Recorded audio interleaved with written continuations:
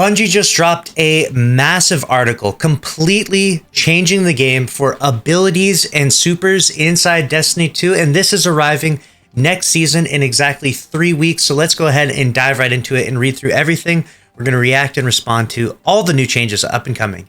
Season 21 Abilities Tuning Preview. Hey folks, Combat Gameplay Team here to talk about the near future of Destiny Abilities Tuning. It's been a very busy year with a lot of change in the Abilities Sandbox. The Subclass 3.0 conversation of Void, Solar, and Arc, followed up by the brand new Strand subclass. So we're taking this opportunity to evaluate the state of our subclasses and systems, focusing on adjusting abilities that are either overshooting or not quite hitting our power bar. Today we'll be going through an update to Fragment slot allotments, on a selection of aspects, PvE-focused improvements to roaming supers, and general balance updates across the subclass suite. With Season 21's Ability Tuning Pass, these are our high-level goals. Increase the viability of roaming supers in high-difficulty PvE content. That sounds awesome. Right now, we really just don't see any roaming supers being used on super high-end content. Right now, you can see here I am using the Strand Titan Super, though, but I'm mostly using it for all the suspensions. Next up, we have incorporate subclass keywords into a selection of light subclass supers. Nice. Reduce the amount of unlimited uptime mobility available in the Crucible. Okay. That will be an interesting change. That sounds a bit scary. We've got increased build crafting capabilities of a selection of Stasis and light subclass aspects. Let's get into it. Fragment budget review. Over the last year, we've consistently heard feedback that single fragment slot aspects feel restrictive to player build crafting freedom. Fragment slots are a critical balancing lever that we intend to continue to use control to aspect potency. But we don't feel that any of the current single fragment slot aspects are overperforming to the point of restricting them to a single slot. So with Season 21, we're increasing them to 2. Okay. To set expectations now, we are not committing to a minimum budget of 2 fragment slots for future aspects, and we may change these slot allotments in the future as we monitor the affected aspects' performances. Following this change, additional updates to their potency level should be expected. Increase the fragment slot allotment for the following aspects from 1 to 2. Hunter, we've got Trapper's Ambush, Shatter Dive, Gunpowder Gamble. Titan, we have Bastion and Juggernaut. And Warlock, we have Chaos Accelerant. Very interesting. Okay, looking forward to that. Next, we have super tuning updates. With Lightfall's release came 2 new roaming supers, Silk Strike and Blade Fury. The tuning on these supers was an experiment to determine where we felt roaming supers could live in the combat sandbox. We're pretty happy with the results. With Season 21, we're taking a pass at other roaming supers as well as some underperforming burst supers to increase their viability. While there is too much nuance in the Destiny sandbox to completely equalize the performance of something as diverse as our suite of supers, our hope is that this puts them on a more level playing field. I'm definitely looking forward to that. I'd like to see roaming supers be stronger across the board. One of the ways we're working to increase that viability is through damage resistance.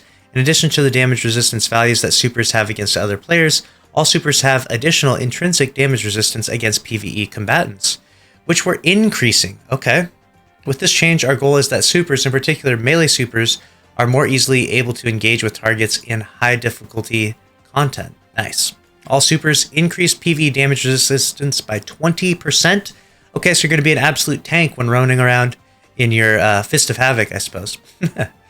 In our initial Subclass 3.0 conversion, we opted to not include subclass keyword integration, e.g. Jolt, Scorch, etc. into most supers, but now that the dust has settled, we are revisiting that idea. With Season 21, we're taking a pass at the roster and additional intrinsic keyword behaviors where their inclusion makes sense, unlike existing interactions such as Arc Staff with Lethal Current, or Sentinel Shield with Controlled Demolition. These will be baked into the super's base behavior. Let's go through the changes class by class. Okay.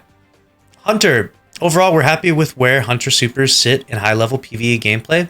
They offer strong burst damage from relative safety, and several already have keyword integration. However, there's still a few supers that are lagging behind the rest of the pack that we'd like to address. Golden Gun and Arc Staff are slightly underperforming in their intended combat roles, so we're giving them a PvE damage bump that we think will make them more viable. Interesting, a Golden Gun buff. Golden Gun, increased PvE damage by 20%. Wow, very nice. Arc Staff, increased PvE damage by 20%.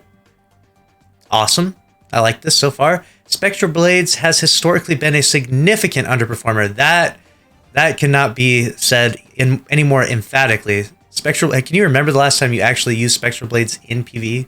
I can't even think of a time. So we're taking a harder swing here and allowing its heavy attack to weaken targets on hit. Whoa, so a debuff from the heavy attack with the Spectral Blades? Wow.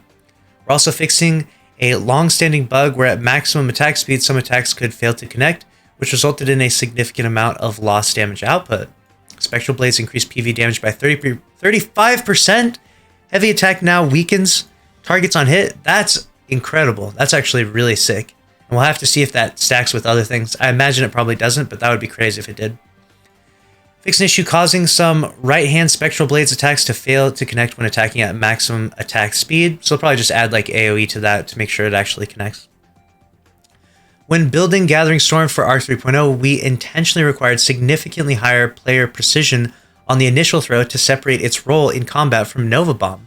But the current iteration too frequently fails to reward that precision in the Crucible, particularly in super versus super interactions. To address this, we're making targeted adjustments to the direct impact and delayed lightning strike damage to increase the payoff for directly landing the staff or properly timing the lightning strike and increasing the damage Gathering Storm does against stationary defensive supers. Nice. Gathering Storm, direct impact damage versus players increased from 200 to 300. Very nice. Delayed lightning strike damage from versus players increased from 300 to 500. Lingering lightning tick damage versus players increased from 40 to 60. Now deals increased damage versus Well of Radiance and Ward of Dawn. Okay, very interesting. Big arc stack buff. Next we've got Titan. On the whole, we believe Titan supers are currently falling a bit in short, high-level PvE content. To remedy this, we're increasing the PvE damage of several roaming supers across their Arc, Solar, and Stasis subclasses. Very interesting. While we increased Fist of Havoc's PvE damage in Lightfall, its performance in high difficulty content hasn't noticeably improved. Yeah, you don't say. No one's still using Fist of Havoc inside challenging content, right? So we've more holistically reevaluated its attack's energy costs and are enabling its heavy attack to blind targets. Interesting. Fist of Havoc, light attack costs reduced from 8.5 to 6%. Heavy attack costs reduced from 18% to 12%. Increased heavy attack PV damage by 33%. Heavy attack now blinds targets near the center of the slam area. Very interesting. So trying to turn Fist of Havoc into like an ad clear roaming super.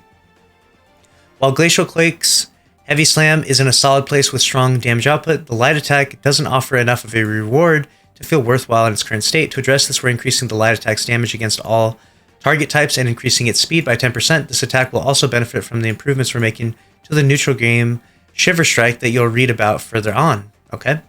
Glacial Quake increased Shiver Strike thrust speed while in super by 10%, increased light attack damage by 20%. Very nice.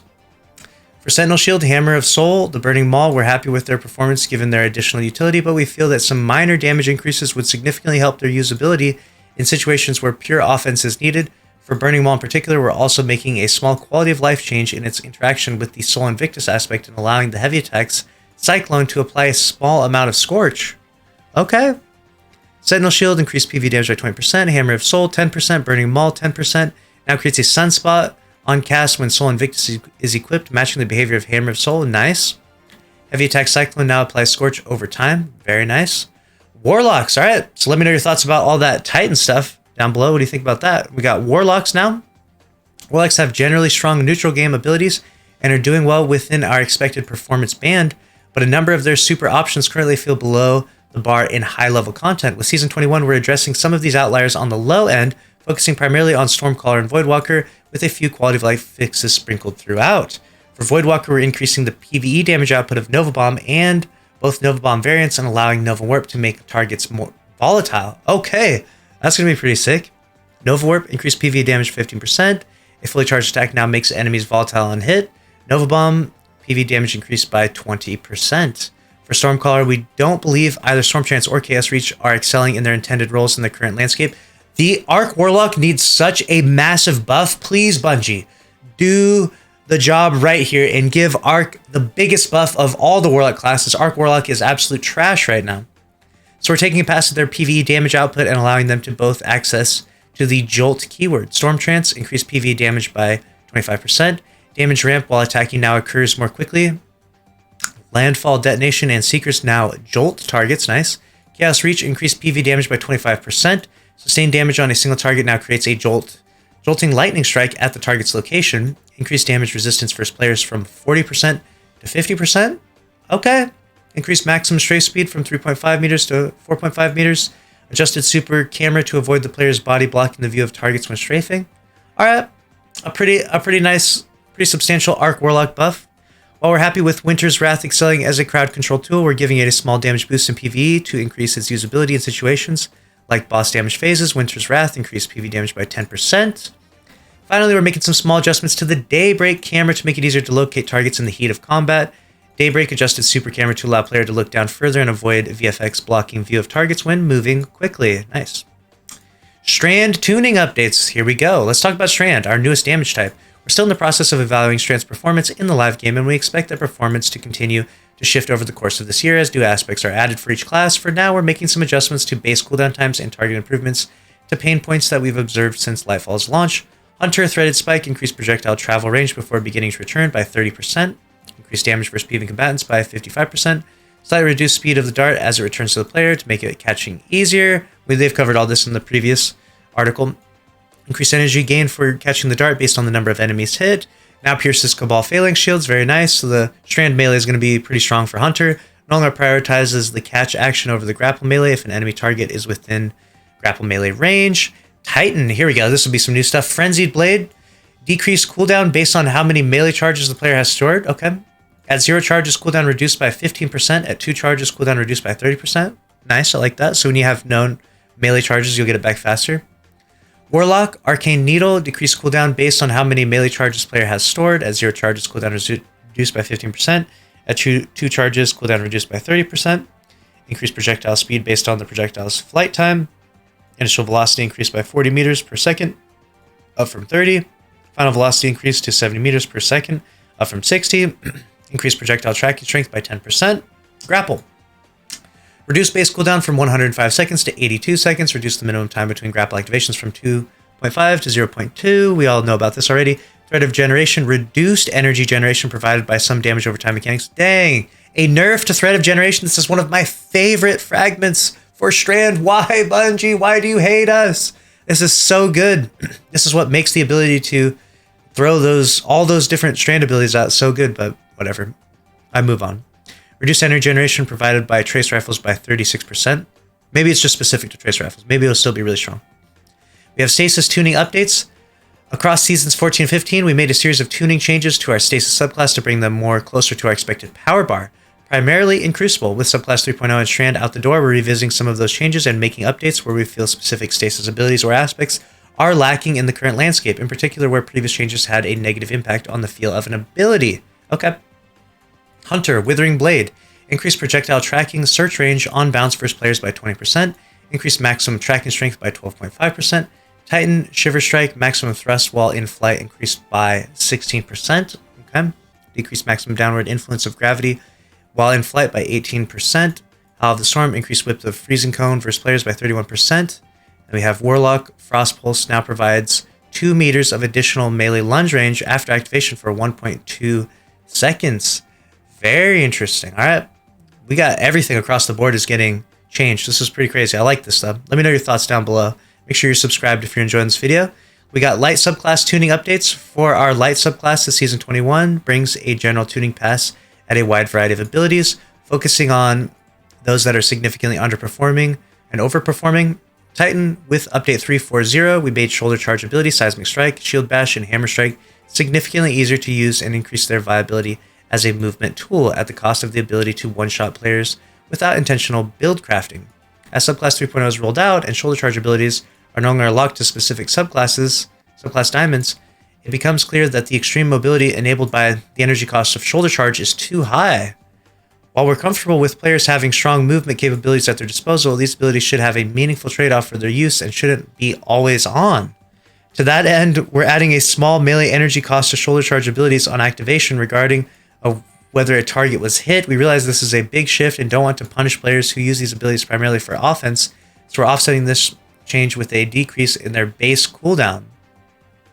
Wow, nerfing shoulder charge, nerfing the movement from shoulder charge. Unbelievable, Bungie. I'm salty. All the Titan mains out there better sound off. Seismic Strike, Shield Bash, Hammer Strike now cost 15% melee energy on activation. Base cooldown are now standardized at 91 seconds, previously ranged from 101 seconds to 114.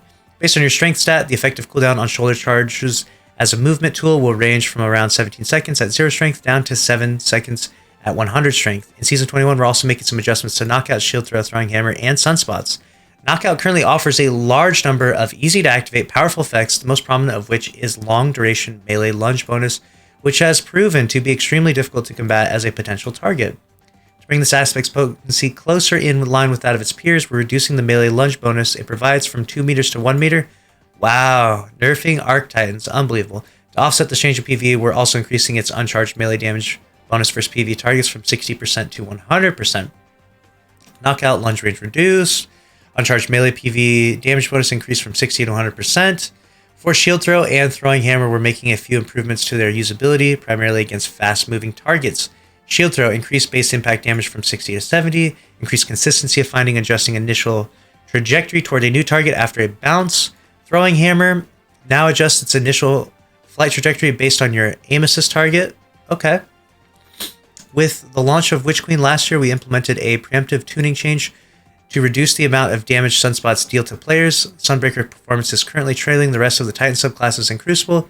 So with Season 21, we're walking that change back slightly to make Sunspots a safer haven for Sunbreakers and their allies, and better at encouraging enemies to keep their distance. Soul Invictus increased damage dealt by Sunspots to enemy players per tick from 17 to 22.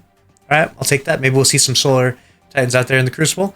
Hunter, for Hunters, we're making a series of targeted changes to Night Stalker and Gunslinger melee abilities. For Night Stalkers, we're increasing Snare Bomb's effectiveness as a debuffing tool to help enable more offensive playstyles and furthering their ability to support their allies. Snare Bomb, increased PvE weakened duration on detonation from 4 seconds to 8 seconds. For Gunslingers, Proximity Explosive Knife and Weighted Throwing Knife, particularly on mouse and keyboard, have dominated the performance charts, with Lightweight Knife struggling to land in its intended role as an easy-to-use melee option. To bring these back to our expected power band, we're shifting the damage output of Proximity Explosive Knife slightly further toward direct impacts, reducing the ease of use of Weighted Throwing Knife for mouse and keyboard inputs, especially at very close range, and making Lightweight Knife easier to use for a broader range of player skills. Proximity Explosive Knife, we've got detonation damage versus players reduced from 105 to 90. Impact damage versus players increased from 14 to 20. Okay. Weighted Throwing Knife, on mouse and keyboard, reduced minimum tracking shape size by 25% and maximum tracking shape size by 10%. This shape grows over 0.5 seconds over the projectiles thrown. Lightweight Knife, projectile speed increased from 30 meters per second to 40 meters per second. Tracking shape size increased by 20%, so a bunch of changes to the Hunter throwing knives.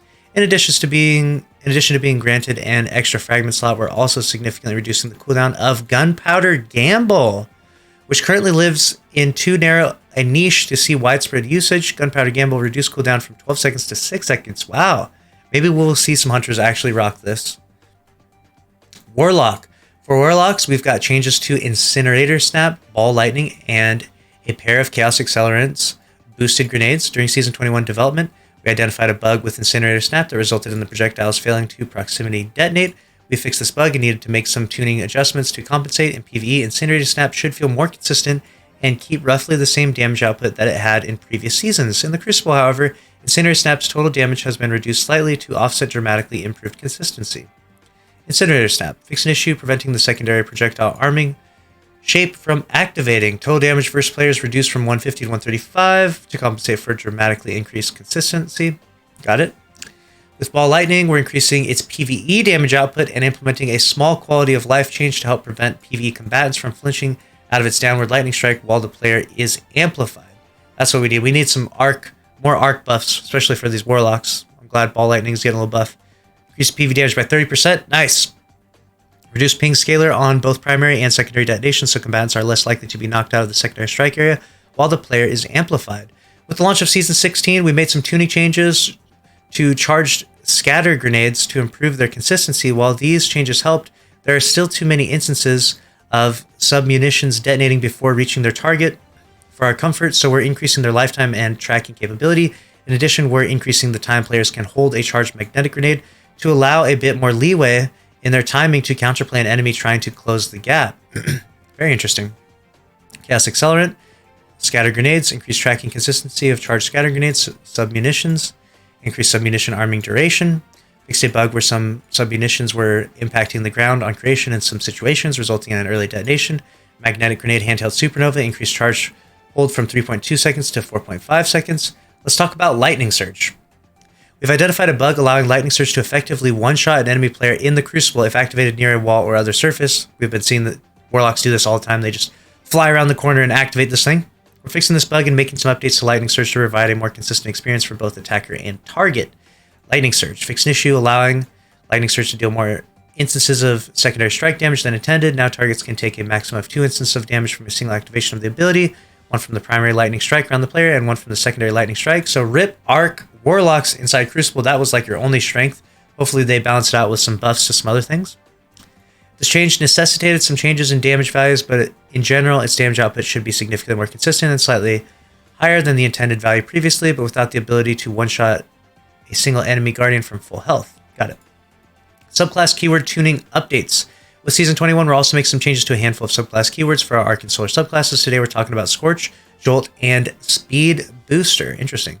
The damage and duration of Scorch is highly variable depending on how many stacks are applied from a given source. While that variability is intentional, the delta in value between low and high stack amounts is a little too high for our liking, so we're slightly increasing the duration before Scorch stack begins dropping off a target to give low stack amounts slightly more value.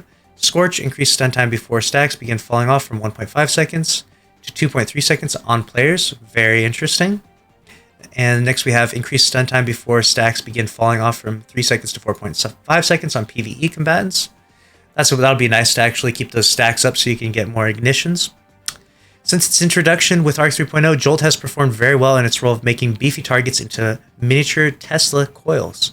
But in its current state, its damage output is too similar to Ignition's, but at a significantly lower cost, so we're making a small reduction in its potency. Jolt has an intrinsic damage bonus against major combatants, which we're reducing slightly, making Jolt damage more consistent across all target types. Jolt reduced base PV damage by 15%, reduced additional damage scalar versus major combatants by PV by 20%. Alright, with Speed Booster, that's going to be a nice buff for Jolt. With Speed Booster, we're making a handful of quality of life improvements. Specifically, we're making its activation time slightly shorter, while increasing its linger time after stopping a sprint to make maintaining an active Speed Booster more achievable in combat. We're also slightly reducing the additional jump acceleration it provides. Speed Booster, bonus jump acceleration scalar reduced from 1.5 to 1.25. Now activates while sprinting after 2.5 seconds, down from 3 seconds. Now lingers while the player is not sprinting for 2 seconds, up from 1.5. Fixed a bug where if the player was already sprinting and then became amplified, Speed Booster would not be granted. That's nice. That's it from us today. This isn't the complete list of ability changes coming with Season 21. Launch later this month, so stay tuned for our full list of patch notes on launch day. As always, we'll be monitoring how these changes land, and we will adjust accordingly based on both data and feedback. So there you have it. What a crazy pass of changes. We're going to be seeing roaming supers be so strong. I'm actually really looking forward to this. Bungie is doing a good job of shaking up the sandbox quite a bit. Let me know which changes you're most excited for down in the comments. Let me know which change you're not looking for down in the comments. Make sure to subscribe if you enjoyed. If you want to stay up to date on all the news in Destiny 2, smash the like button. I'll see you in the next one. Later.